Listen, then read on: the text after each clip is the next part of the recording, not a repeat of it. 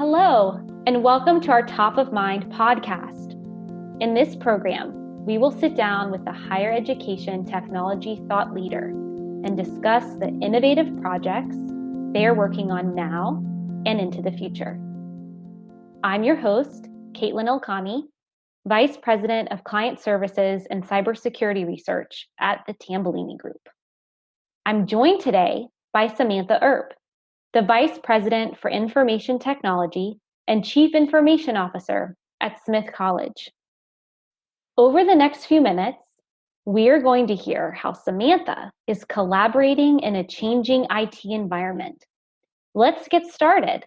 Welcome to the program, Samantha. Thank you. It's great to be with you. We're so glad you could join us today. To start, I'd like to hear what collaboration means for you. That's one of my favorite questions, and I'd be delighted to talk about that because I think collaboration is really at the heart of what all of us are doing, not only in leadership roles in IT, but across IT as we understand it in higher ed institutions. So for starters, it definitely is about listening, but beyond that, it's about taking an institutional perspective, figuring out what really needs to happen to support the institution's missions and goals and objectives, both at the strategic plan level and down to the operating goals of the different units across the college. And then essential to that collaboration also is having a shared framework for how you make decisions, how you prioritize the work that needs to get done, and how you go about resolving any potential issues or conflicts that come up along the way. I'd love to hear some recent examples for you of change in your IT environment that have led you to more collaboration. Absolutely. And to give you kind of a starting context, we are in the early stages of a multi-year plan to transform the overall IT environment here at Smith College. And so the examples that I'm giving you are either part of a specific transformation initiative for IT, or they might be something that we're doing just to continually maintain and improve the IT services that are used by our colleagues and our faculty and our students and our alumni across the college. The first example I could give you is a giant one, and it's our move from Ellucian Banner to Workday.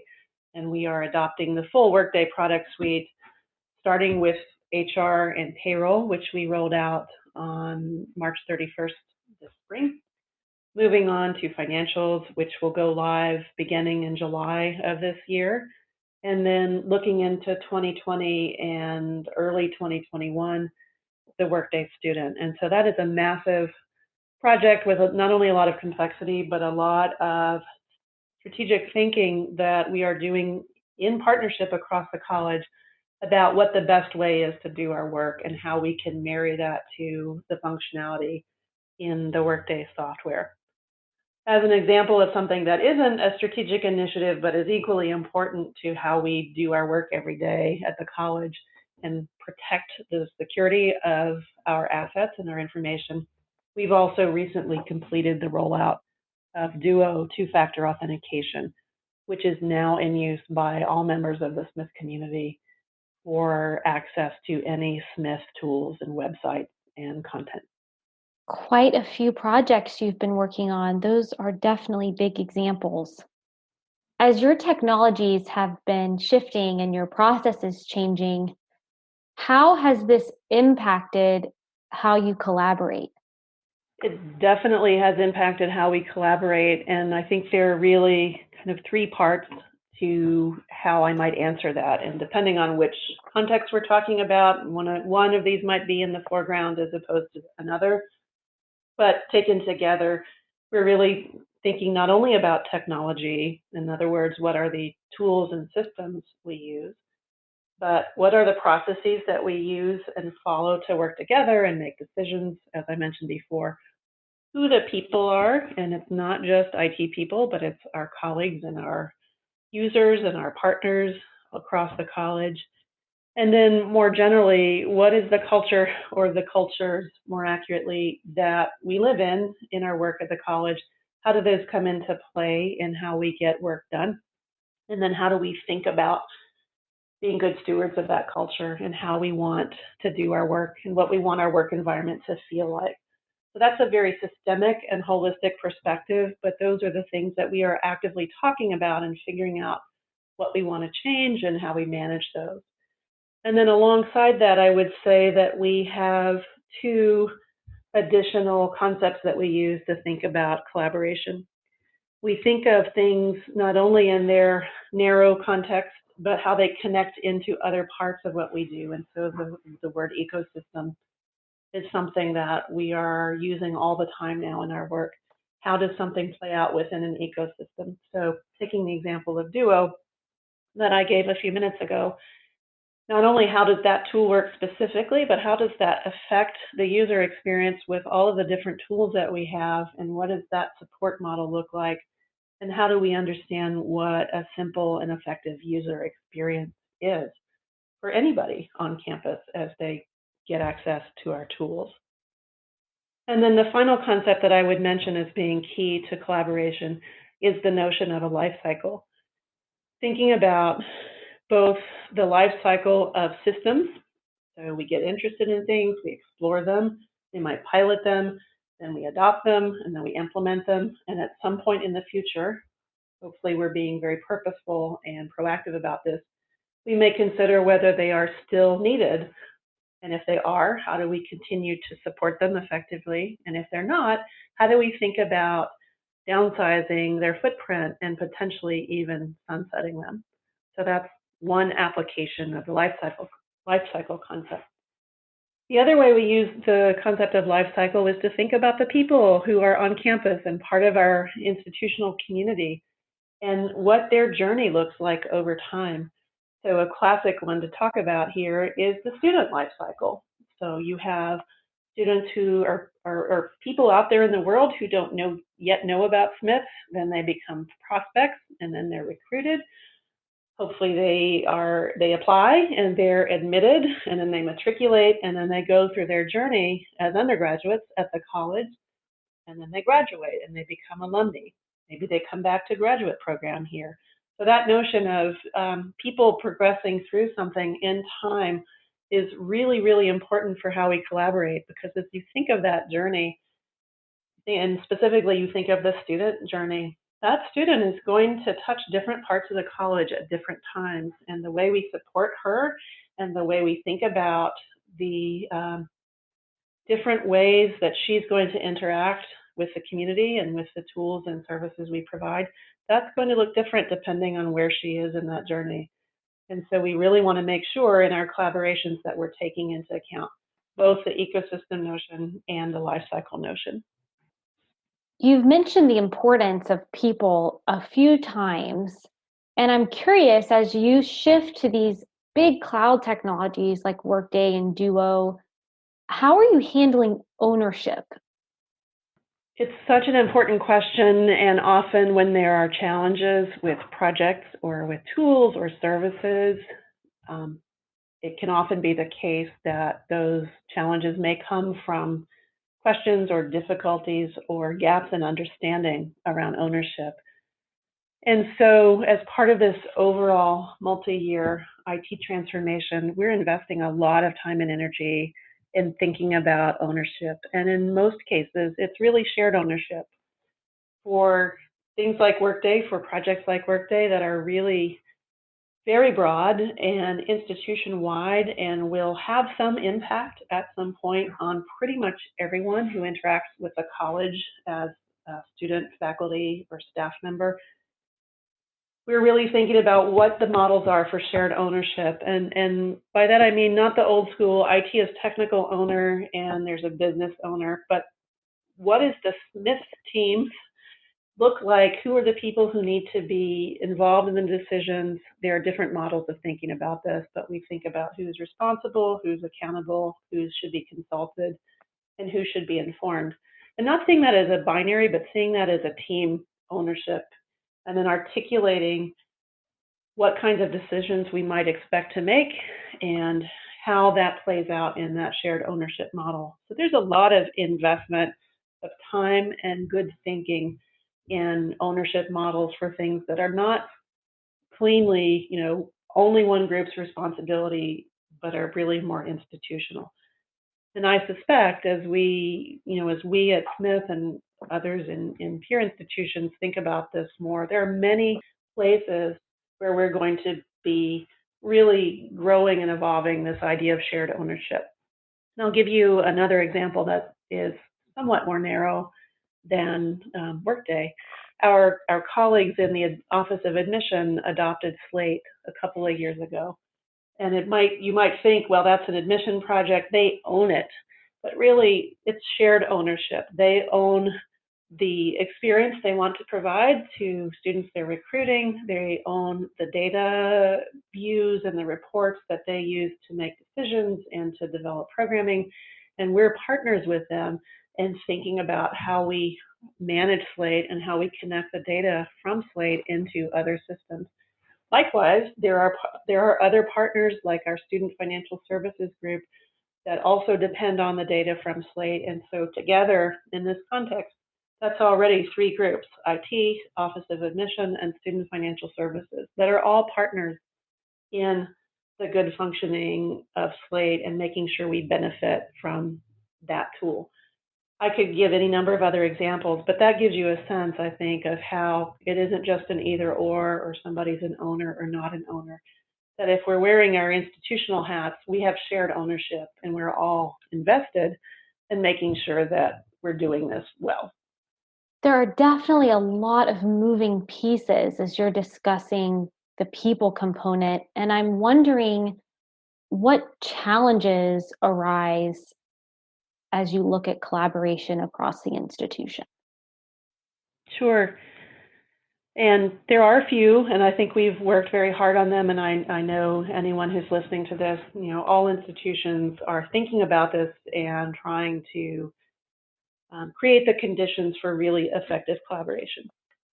So I was talking before about having a shared framework for decision making and prioritization and resolving potential issues. And I think that's really important, especially the notion that there can be disagreement that is constructive, that we're not necessarily always looking for yes or no, or we're looking for, you stay in your box and you only talk about the things in your box. In that team environment I was talking about just a minute ago, really looking at what are the plans, what are the risks, what are we doing to manage those, and then leveraging the good thinking of the team on how that might go. And if there's a disagreement, that can actually be constructive. That can bring up different points of view. It can bring up perspectives that maybe we haven't been considering enough. So really having both a sort of set of shared practices and a comfort around offering different points of view, and having the ability for those to come across as not being in agreement, but still have that help move you forward. And so I think that's one key element. And alongside that is this notion of institutional citizenship, which is something we talk about a lot here. You heard me say a minute ago, I'm wearing my institutional hat. So in addition to just getting buy-in for the general concept, I'm not here because I cared solely or primarily about the goals of my department. I'm here because I care about the mission and the goals and the experience of the people at Smith. And so alongside that, to support that general concept, really having, principles, values, goals, and really shared practices around how we do our work. And I have to say, and I'm very fortunate in this regard, really have that modeled in how the work is done across the college. This is not the domain of IT. Institutional citizenship is something we all can embody and model. And so I'm very fortunate to have that modeled by our president and by my colleagues on the president's cabinet, that we are all working together as institutional citizens and really working to do the right thing for the college. You've brought up this institutional citizenship idea, and I'm wondering how you look at institutional management within that framework and decision making in the context of moving to the cloud. How is that changing? So it's interesting. For us, we don't have a cloud first strategy. what we have is an institution-first strategy. And so you set that as your starting frame for discussion, and then you think about what makes the most sense for us in terms of our tools and systems and our support. And certainly cloud is a major element of that. And so depending on what we're talking about, in many cases, it does make sense for us to move major systems to the cloud, not only for hosting, but in the case of something like a Workday, where it's really managed software and you're buying into a shared tenant, a shared support structure, and where you're not making those decisions on your own, but you're there as part of a larger community. And so there are many cases where that makes good sense for us institutionally, but we are always going to think of that in the context of the institutional lens. There may be other cases where it still makes more sense for us at this particular time to stay with local hosting, not only because of the effort or the cost, but also because the choices we're making about what we're going to invest time in. So we're not really managing things here with the lens of get everything to the cloud as fast as possible. Instead, we're managing do the right thing for the college as fast as possible, in stages, and the cloud may follow from many of those efforts and activities, but it is not the dominant factor in the decision.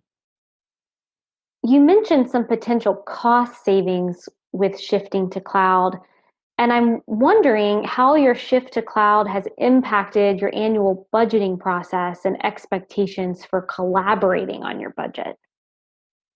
Right. So I mentioned before, we're at the early stages, front end of a multi-year IT transformation arc. And we are just starting to really think about this fully. I'm not sure yet for us that the cloud is really a cost savings. It may be at some point in the future, but it's not yet an apples to apples comparison, because at the same time that we're moving some things to the cloud, we're also changing roles, we're also changing our expectations about what doing a good job looks like, and we're also working with very high expectations across the college of what it means to do our work well. And so I think it will be, some years before we arrive at that pivot point of having the different variables lined up in a way that we can do a true cost comparison. So in the meantime, really what we're thinking about is how can we be transparent about what those costs are and why we're making decisions to invest in them, and that's at the cabinet level. And then how do we think about changes in accounting? So, many of us don't have the robust data centers that we used to have. Instead, we may be moving things to the cloud, and that's a regular annual cost. And so how do we think about formerly very cut and dried descriptions of capital investments versus non-capital? And so some of that is just moving things around in where your funds are, but there's some conceptual changes that certainly are ahead of us at Smith. Many of our peer institutions are a little bit ahead of us on that, but those are the things that we're really starting to work through. And then we'll see, 3 to 5 years out, are we really actually having a net savings? Are we doing more with the same investment? Or what that final balance looks like when you reconcile the investment and the savings. Earlier, you and I talked about some challenges with collaboration, and I'm wondering if you can speak to some of the biggest benefits you've seen with this new way of collaborating. Absolutely, and I'll start with the simple one that I think has really broad payoffs, and that's just transparency. People knowing what you're working on, why you're working on it, how that connects to the overall goals of the institution. That's kind of a baseline in terms of how we all want to do our work, but this collaborative model really supports that and enhances it, I think. It also makes clear what you're not doing and why you're not doing it, and the trade-offs that you might be making in taking, what's the most important investment for the institution. And in some cases, that might provide a little bit of friction or a little bit of challenge, but I think the transparency goal really is the one that should win out there, so that people know what you're doing, why you're doing it, what the thought process, or more importantly, the sort of institutional lens was, what was applied to really make those decisions. So that's certainly one practical benefit. Speaking more broadly, I think that this kind of collaboration, A, helps you have a clear understanding of what the true institutional goals are, and B, gives you a much clearer path to assessing your progress towards those institutional goals. And that's really what you need to do if you're going to work with the institution's best interests in mind. We're almost at the end of our time together today. Do you have any final thoughts for our listeners? Just a couple of notes, and it's been really fun and thought-provoking to have this conversation. IT is complex. It's getting ever more complex in some ways. The consumer market constantly keeps us on our toes in terms of the user experience and what it should be like to use technology in any number of ways on college campuses. And I think for all those reasons and for all the goals that we have at our individual institutions, it's just an incredibly exciting time to be in IT. So many of our models of how we do our work and how we partner with others and how we think about service delivery, those are all evolving, and they're evolving very rapidly. And I think it needs the good thinking of all of us across our organizations to really figure out how to do this well. So I'm very grateful to be in this role and in this field right now, because I think now more than ever, IT is really the foundation for so much of what we do at our institution. So it's a great place to be, and it's certainly a wonderful place given how many colleagues we have who are there for us as advisors and to think with us as partners. Thank you so much, Samantha. This was a great talk today, and I've learned a lot from you. It was a lot of fun. Thank you so much. That concludes our podcast with Samantha Earp, the 2019 Tambolini CIO Award winner. Don't forget to check back next month for a new Tambolini Top of Mind podcast.